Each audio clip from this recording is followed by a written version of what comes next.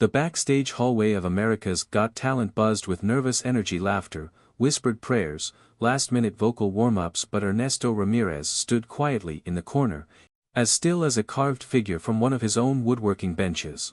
At 58 years old, his presence didn't immediately belong among the vibrant crowd of dancers, magicians, and teenage prodigies. His jeans were faded, his boots carried the dust of a man who worked with the earth, and his shirt sleeves were rolled past elbows that bore decades of scars. His hands, large, weathered, and cracked, looked out of place in a world polished by spotlights and glitter. Yet he held his old guitar the way a man holds the one friend who never walked away. A young production assistant approached him, clipboard in hand and excitement bouncing in her voice. "Hi, sir. You're Ernesto, right?" He nodded, offering a calm smile. "You're on in 15 minutes, she said. "Can I get a quick sound check and a little interview? Just, why you're here today." Ernesto lifted his gaze, and she paused, struck by the gentle sorrow behind it. There was kindness there, unmistakable, but something else too. Something heavy. Something lived. He cleared his throat, rubbing his thumb over the peeling edge of his guitar. "I'm here," he began slowly, "because I've spent my whole life building homes for other people." The assistant tilted her head, waiting. "And somewhere along the way," he exhaled softly, "I forgot to build one for myself." She froze, her smile dropping. Not out of discomfort, out of empathy. "What do you mean?" she asked, voice quieter now. Ernesto looked down the narrow hallway, watching a group of teenage dancers rehearse turns. A boy no older than 14 adjusted his costume. A woman in a shimmering dress practiced deep breaths. Everywhere he looked, he saw people chasing dreams that were still young and bright. "My father was a carpenter," Ernesto continued. "And he taught me that a man's purpose is to give more than he receives. So I gave. I built. I worked. Day after day. Year after year." He lightly tapped the body of his guitar. This was the only thing I ever kept for myself." The assistant slowly lowered her clipboard. She sensed this wasn't a rehearsed story. This was a wound being opened for the first time in years. Ernesto's voice softened. "I started working when I was 13. By 21, I was married. By 23, I was a father. There wasn't time for songs or second chances. There was only work, rent, and the next job. Life felt like a long road. And I thought if I kept walking, someday happiness would meet me halfway." He gave a sad chuckle, more breath than sound. "But life doesn't work like that." He leaned against the wall, remembering. "My marriage didn't last. My son grew up and moved away. And he stopped, swallowing against rising emotion. "I never learned how to be anything but useful. People hired me to fix their broken doors, mend their windows, build their shelves. I helped strangers create homes that felt warm and full, even while mine went quiet." The hallway buzzed around them, but in that little corner, time seemed to slow. The assistant whispered, "So? Why now? Why AGT?" Ernesto looked down at his guitar again, running his fingers across the duct tape holding the side panel together. "Because," he said softly, "I'm tired of singing when no one can hear me." That sentence hung in the air with the weight of decades. "I wrote a song during one of the hardest years of my life," he continued. "It's called Still Walk. This road alone. I never meant for anyone else to hear it. But a few months ago, a customer found me singing it while I repaired his back porch. He cried. He told me my voice made him feel less alone." He blinked a few times, still surprised by that memory. "And for the first time in a long time, I wondered if maybe I had something to give that wasn't made of wood and nails." A stage manager waved from the end of the corridor. "Ernesto Ramirez. You're up next." The assistant offered him a reassuring smile. "You ready?" Ernesto inhaled deeply. The nerves were there, quiet but sharp. He wasn't afraid of performing. He was afraid of being seen. Of letting people witness the truth he spent years covering with sawdust and silence. Still, he nodded. But before he stepped forward, the assistant placed a gentle hand on his arm. "Sir. I just want to say. Whatever happens out there, someone's going to hear you today. Really hear you. Her words were small, but they bridged something inside him, a crack that had been widening for years. He smiled, soft and grateful. Thank you. That's more than I've had in a long time. As he walked toward the stage entrance, the lights ahead glowed brighter with each step, casting long shadows behind him. He could hear the crowd, thousands of strangers who didn't know his story, his heart, or the loneliness he carried with quiet dignity. He paused behind the curtain, fingers trembling slightly as he adjusted his grip on his guitar. The rough edges of the instrument pressed into his calloused palms, hands shaped by work, weather, and sacrifice. Hands that had built houses but never held love long enough to keep it. And for the first time, he wondered if maybe the problem wasn't that he walked the road alone, but that he never let anyone join him. The stage coordinator signaled. 3, 2, 1. You're on. Ernesto stepped into the light. The world fell silent. With every footstep toward the judges, he wasn't just moving forward, he was stepping out of years of quiet suffering. And though he didn't know it yet, this moment would soon make all of America rise to its feet. It was the beginning of something he never believed he'd find again. Hope. Ernesto stepped into the blinding brightness of the AGT stage, and for a moment, he forgot how to breathe. The massive auditorium stretched before him like an ocean, thousands of eyes, cameras like small planets orbiting him, and 4 judges seated like guardians of a world he never imagined entering. His boots felt heavier than usual. Every footstep echoed with memories, years of working alone in silent workshops, singing only to the hum of machinery and the whisper of sawdust settling. Simon Cowell leaned forward slightly, curiosity flickering across his face. The audience went quiet. This moment, Ernesto knew, wasn't just another audition. It was a doorway he had closed on himself for far too long. He cleared his throat. Hello, he began, the microphone amplifying the tremble in his voice. The audience murmured encouragingly. Simon spoke first. What's your name, sir? Ernesto. Ernesto Ramirez. And what do you do for a living? I'm a carpenter, he replied, steady but humble. A soft ripple of interest moved through the crowd. There was something unexpectedly gentle in the way he said it, something that didn't match his rugged exterior. Simon nodded. And what will you be performing today? Ernesto lifted his guitar slightly. A song I wrote. It's called Still Walk, this road alone. Another hush fell. Original songs on AGT were always unpredictable. They could either crumble under pressure or rise to moments people never forgot. Simon glanced at the guitar, old, worn, patched with duct tape. That guitar looks like it's been through a few things, Simon said. Ernesto chuckled softly. It has. But then. So have I. A few audience members smiled. Some already leaned in, sensing something deeper beneath his calm demeanor. How long have you been singing? Simon asked. Ernesto hesitated, gripping the guitar as though it were a lifeline. Since the day my wife walked out. The words slipped out raw, unfiltered. The room shifted. A few gasps scattered through the audience. Ernesto continued, Boys quiet. The songs were the only things that stayed. Even Simon's expression softened, something rare, something real. Whenever you're ready, he said gently. Ernesto nodded, closed his eyes for a moment, and inhaled a long, steady breath. He positioned his fingers on the strings, familiar grooves worn into the wood from years of silent confessions sung in half-lit workshops. He strummed the first chord. It was soft. Like the sound of a heart learning how to open again. The melody seeped into the auditorium, mournful, beautiful, aching with quiet truth. Conversations stopped.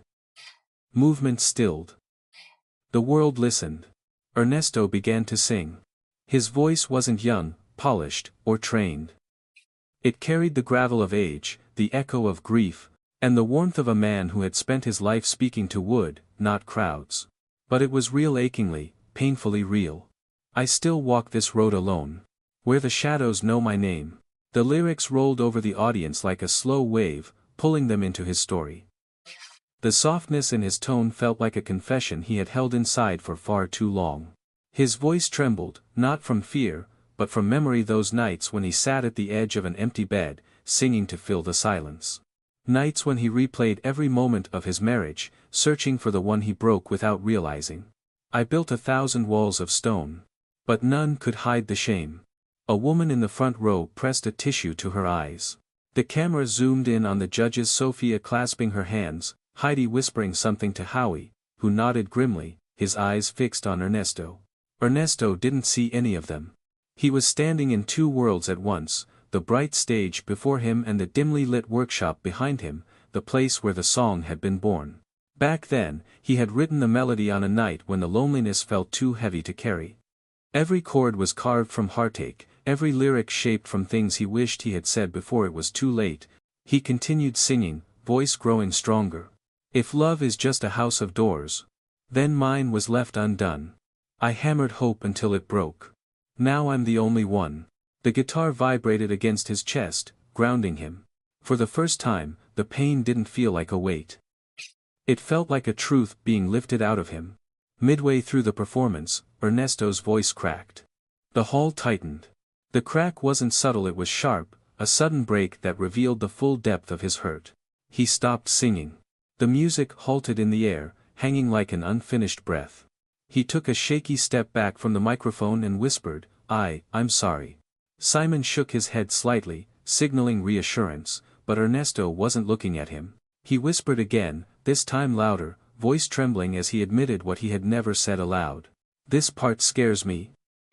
It's the part where I say I was the reason she left.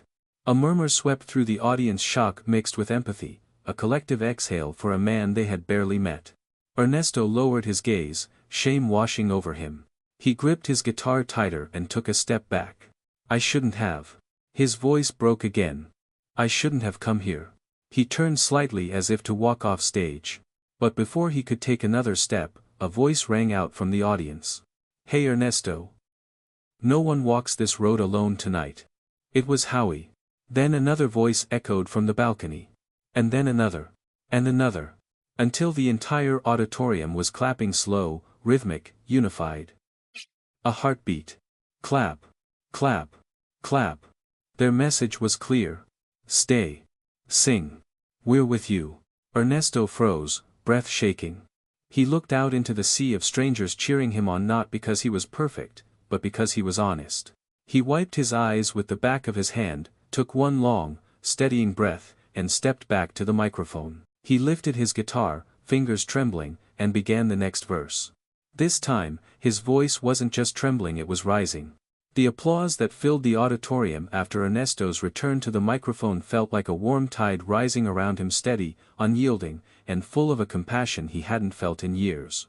It wrapped around him as he took a small breath, repositioned his fingers on the guitar, and prepared to continue the song that had carried his heartache for so long. But even as he began the next chord, his hands trembled. Not from fear of performing but from fear of being known. Vulnerability, he realized, was far scarier than any stage. Still, he strummed, and the melody resumed its quiet journey through the hall. I walked the miles we couldn't keep. I held your memory in my sleep. The words wavered at first, fragile as thin thread. But the crowd, sensing his fragility, softened their clapping into silence, an unspoken promise to hold the space while he tried again. The lights felt warmer now. Less like interrogation. More like warmth after a long winter. The judges leaned closer. Sophia clasped her hands together, her eyes brimming. Heidi rested her chin on her interlaced fingers. Howie leaned back in his chair with a solemn look, as though the song stirred something deep within him. Simon, usually the most unreadable, watched with an intensity rarely given to contestants whose names he had learned only moments earlier. Ernesto's voice steadied as he reached the heart of the verse. I fixed a house that wasn't home. And never saw you walking out the door alone. The pain in the lyrics rippled across the audience like an unexpected wind. A young woman in the mezzanine quietly wiped tears. A middle-aged man lowered his head, fists pressed against his mouth. Someone near the judges let out a soft, aching sigh. Ernesto felt the room breathing with him, every inhale mirroring his courage, every exhale offering support. But as the second chorus approached, something inside him cracked again, not a mistake this time, but a memory. A memory he had carried alone for too long. He cleared his throat, unable to keep singing, the guitar falling silent mid-chord. His eyes glistened under the stage lights. I'm sorry, he whispered again. He tried to keep playing, but the next chord came out muted, broken. His thumb slipped. His fingers missed the strings entirely. I can't, he whispered, shaking his head. This part. He looked down at the floor, voice tightening in his chest. This part scares me. Simon leaned forward, eyes softening. What scares you, Ernesto? He asked, but gently, like one speaks to a painful truth they don't want to break. Ernesto swallowed, struggling to get the words past his shame. Because this verse. He placed a trembling hand on his heart. This verse is where I admit that I was the reason she left. A hush rippled through the room. Not judgment. Not pity. Empathy. The kind that comes from people who have walked through their own mistakes, their own regrets. Ernesto lowered his head further. I didn't mean to chase her away. I just spent so long fixing everything around me that I didn't notice the things breaking between us. Silence. A deep, heavy silence that had weight and meaning. I thought being a good provider was enough, he whispered. I didn't realize she needed me to be present, not just useful. His voice broke on the last word. The truth he had carried alone for years finally stepped into the light with him. And the vulnerability of it, the raw honesty, shook the room in a way no vocal run ever could. He took one step back. Then another. I think I should go, he murmured. His guitar hung loosely at his side, his spirit sinking even lower. He felt exposed, foolish, out of place among the polished performers who never faltered. He turned toward the wings, just enough to take another step. That's when he heard the voice that stopped everything. Hey Ernesto. No one walks this road alone tonight. It was Howie standing, not sitting. The words echoed across the auditorium like a beam of light breaking through storm clouds. The audience erupted not chaotically, but in a unified chant. A chant that began with a few voices. Then spread to dozens. Then hundreds. Sing.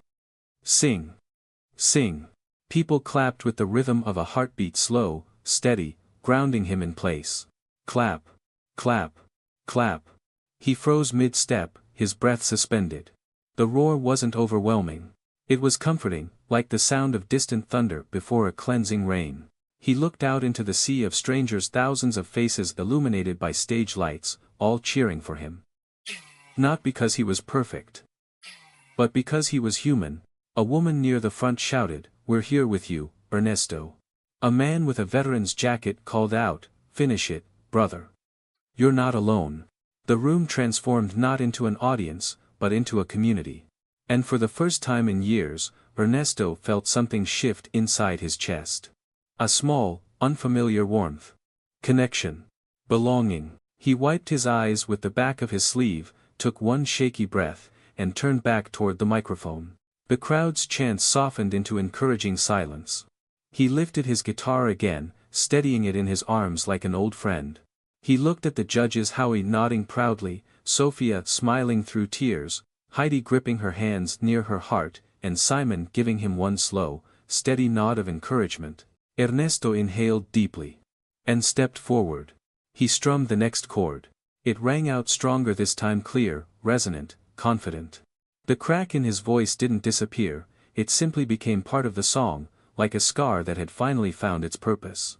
He began again, voice trembling but determined. I know the truth I hid for years. I carved my sorrow into fears. The melody rose, carried by the power of vulnerability rather than perfection. This wasn't just a performance now. It was a healing. A release. A bridge between one man's hidden pain and the hearts of thousands who suddenly, unexpectedly, understood him. He sang with his soul open, his past unguarded, his loneliness finally given a voice. And as he moved into the final lines, something miraculous was unfolding. He was no longer walking the road alone. The final chord of Ernesto's song lingered in the air like a prayer suspended between heaven and earth. He stood frozen on the stage, his hand hovering above the strings, as if afraid that letting go would shatter the fragile magic that had filled the auditorium. But the magic didn't shatter. It blossomed. The silence that followed wasn't empty. It was full, crowded with emotion, breathless with awe. 1,000 hearts seemed to beat in unison, carrying the same ache, the same relief, the same stunned admiration. Sofia Vergara was the first judge to react. She pressed a hand to her chest, her eyes clouded with tears that reflected the stage lights. She tried to speak, but her voice caught in her throat. Instead, she exhaled a trembling breath and gave Ernesto a nod that said more than any words could have. Heidi Klum leaned forward, her elbows on the desk, her chin resting gently on clasped hands. Her eyes glistened, her lips parted in an expression that was both awe and affection. She mouthed, "Beautiful," even before the microphone caught her voice. Howie Mandel wiped the corner of his eye with the back of his hand, something he rarely did on camera. His expression wasn't sad. It was proud, deeply proud, as though he had just watched someone rise from ashes he didn't even know they carried. Then there was Simon. Simon Cowell didn't move at first. He stared at Ernesto with a depth rarely seen in his critiques. No snark. No guarded neutrality. No polite smile, just truth. He leaned forward slowly, elbows braced on the desk, hands clasped, and said with quiet intensity, "Most people come here to impress. You came here to tell the truth." The room inhaled sharply, every audience member feeling the sincerity of his words. Simon continued, voice low but unwavering. "There's something very brave about what you did. You didn't just sing, Ernesto, you exposed your soul. And not many people in this world have the courage to do that." Ernesto blinked rapidly, his breath catching. For decades, he had felt invisible, just another pair of working hands in a world that rarely looked deeper. Now the most famous talent judge in the world was telling him he mattered. The emotion hit him like a tidal wave. His fingers trembled around the neck of his guitar. His throat tightened. His chest ached, but in a new way, a way that signified something breaking open, not breaking apart. Before he could speak, a sudden movement shifted the energy of the room. A man stood up from the middle of the audience. He wasn't young. He wasn't loud. He wasn't seeking attention. He simply stood steady, firm, and raised a hand. He wore a veteran's jacket, patches worn and faded, a cap held against his chest. His jaw was tense, and his eyes were red, his cheeks streaked with tears he didn't bother to hide. The cameras zoomed in. The entire auditorium fell silent again. Then, in a voice that carried both pain and gratitude, the man called out, "Ernesto, your song saved me tonight." A ripple moved through the crowd, soft gasps, murmurs, hands covering mouths, people turning toward the man in shock. Ernesto stared, stunned, his breath frozen. The veteran continued, louder now. "I lost my wife 6 years ago. I haven't spoken. Really spoken. About it since. But tonight." His voice cracked. He pressed a hand to his face, steadying himself. "Tonight, you said everything I couldn't." His words hung in the air like lanterns on a dark river. People around him reached out, placing comforting hands on his shoulders. Some nodded in agreement, their faces reflecting their own private wounds. Others cried silently, no longer hiding their emotions. And amid this wave of raw humanity, something extraordinary happened. The entire audience rose to their feet. Not in applause. Not in celebration. But in solidarity. A standing ovation of understanding. Ernesto's breath trembled violently. He clutched the guitar to his chest, as though afraid his heart might fall apart without it. Tears spilled freely down his face, not tears of shame or regret, but of release. Backstage, camera operators wiped their eyes. Producers exchanged looks, shaken by the sincerity of the moment. A lighting technician quietly whispered, "This is the most beautiful thing I've ever seen on this stage." Simon cleared his throat softly, visibly moved. "Ernesto," he said, "you didn't just sing a song. You built a bridge between your pain and ours." Sofia added, her voice breaking. "You reminded us that healing doesn't always look like happiness, sometimes it looks like honesty." Heidi nodded, tears spilling down her cheeks as she whispered into the mic. "You made us feel less alone too." The veteran in the audience nodded slowly, his eyes locked onto Ernesto's. And for a moment, the two men strangers moments earlier shared a connection deeper than words. Ernesto attempted to speak. But his voice cracked. He breathed in shakily. Out unsteadily. Then he managed a whisper. "Thank you." All of you. I thought I came here to sing, but I think I came here to finally be heard. All. I think I came here to finally be heard. The crowd roared this time in applause, loud and thunderous, shaking the theater like a wave crashing on rock. People cheered with their whole bodies, hands raised high, voices echoing support from every corner. Strangers shouted, "We love you, Ernesto. You're not alone anymore. You deserve this." Backstage, a producer wiped tears and murmured, "This is why we do this show." Howie leaned forward and said gently, "For years, you built homes for other people, Ernesto. Tonight, we built one around you." The applause swelled again. Heidi blew him a kiss. Sophia nodded fiercely with pride. Simon placed a hand over his heart. And Ernesto, standing in the center of that brilliant stage, felt something he hadn't felt in decades. He felt seen. Known. Held by the moment. Held by people. Held by hope. The road he once walked alone now stretched wide before him, filled with voices, faces, and hearts walking beside him. And for the first time since the day his life fell apart, he felt the heavy, aching truth. He was no longer alone at all. The confetti slowly drifted to the stage floor like falling snowflakes, glowing under the bright studio lights. Ernesto stood at the center of it all, stunned, as if the world around him had paused just to let him breathe. The golden buzzer had already been pressed minutes ago, but the echo of that magical moment still rang in his ears, louder than the cheers of the crowd and brighter than the lights that framed his trembling figure. His hands shook slightly as he lowered the microphone. A strange warmth filled his chest, a blend of disbelief, relief, and something he couldn't even name. It felt like someone had returned a missing piece of his heart.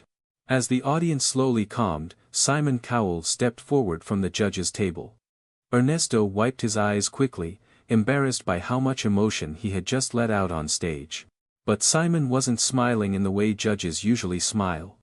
Instead, he looked at Ernesto with a softness rarely seen on television, a softness that made a man like Ernesto feel like he mattered. "Ernesto," Simon said, his voice steady but warm, "I think you just changed more lives in this room than you realize." Ernesto swallowed hard. I don't know what to say." "You already said everything," Simon replied. "With your voice. With your story." The audience applauded again, not the explosive kind that followed a performance, but the gentle kind reserved for someone who'd given them something deeply human. As the stage manager guided Ernesto off stage, his knees felt weak.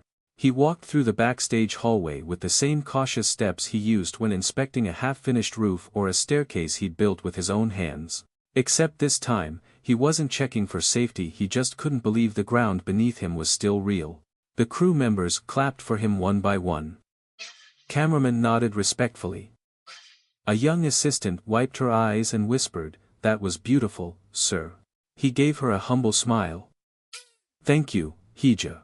When he reached the waiting area, his calloused hands pressed against his jeans. He was still the same Ernesto, a carpenter, a widower, a man who once believed life had stopped providing reasons to dream. But now, something inside him had shifted. An old light he had buried under years of grief flickered back to life. During the commercial break, host Terry Crews walked up to him with that wide, uplifting smile that could put anyone at ease. "Ernesto," Terry said, clapping a hand on his shoulder, "how do you feel right now?" Ernesto exhaled slowly. Like my wife finally heard me." Terry's expression softened. "She would be proud. So proud." Ernesto nodded, but tears formed again. "For so many years, I walked this road alone. I worked, I built homes for others, but I never built anything for myself anymore. Singing was our dream, mine and hers. And after she passed, I thought that dream died too. But it didn't," Terry said. "You carried it here." A long pause settled between them. Not heavy, not sad, just full of meaning. A producer signaled that they needed Ernesto for a post-performance interview. Terry guided him there gently, as though escorting a fragile treasure. But Ernesto wasn't fragile. Not anymore. When the cameras turned back on, a familiar face ran toward him, his daughter, Maricel. She had her father's eyes, warm and hopeful. She threw her arms around him, holding him tight as if afraid he might disappear if she let go. "Papa!" she cried. "You did it. You really did it." Ernesto closed his eyes and held her just as tightly. "Anik, thank you. For pushing me. For believing in me when I couldn't. Anik." She stepped back, wiping her tears. "Mama would be so proud. She's with you, Papa. I know she is." He looked up for a moment, not at the lights, not at the cameras, but at a place only the heart could see. And he felt it. Not emptiness, not longing, but presence. "That song," Maricel said, her voice trembling, "still walk this road alone, it was your grief, Papa. But now, Ak." Ernesto finished for her, whispering, "I don't walk it alone anymore." She nodded, crying again. As the two embraced, the world around them softened. Even the crew seemed to take a step back to let them have this sacred moment. Later, when the cameras were off and the backstage area grew quieter, Ernesto sat down on a simple folding chair. For the first time in many years, he allowed himself to breathe in a new kind of silence, one that didn't hurt. He looked at his hands, rough and scarred from decades of labor. Hands that had built tables, houses, shelves, cribs, hands that had held his wife's when she was too weak to stand, hands that had buried her. Hands that had learned to keep working even when the heart beneath them wanted to stop. Now these same hands had held a microphone and built something new. A dream. A crowd suddenly emerged from behind the doorway, strangers from the audience who had found their way backstage. They approached him shyly, asking for hugs, for photos, for a moment to say thank you. One woman said, "My husband passed away last year. Your song, it helped me." Another man whispered, "I haven't spoken to my father in years. I'm calling him tonight because of you." A teenager added, "You made me believe I can chase my dream even if I start late." Ernesto listened to each of them, shaking hands, offering gentle words, giving the same kindness he'd always given, except now, the world was finally giving something back. When the crowd finally dispersed, Maricel returned with a warm cup of coffee. She handed it to him with a smile that looked so much like her mother's. "You changed lives today, Papa," she said. Ernesto shook his head gently. "No, Hija. They changed mine." He stood up, taller than before, stronger than he had felt in years. The stage lights had faded, the confetti had been swept away, and the cameras had moved on to the next act, but something profound remained. He walked toward the exit doors, feeling the cool night air brush against his face.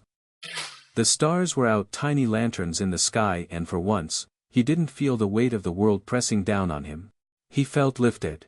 He whispered into the quiet night, "I still walk this road. But not alone." And in that moment, he knew. The road ahead for the first time in a long time was full of light.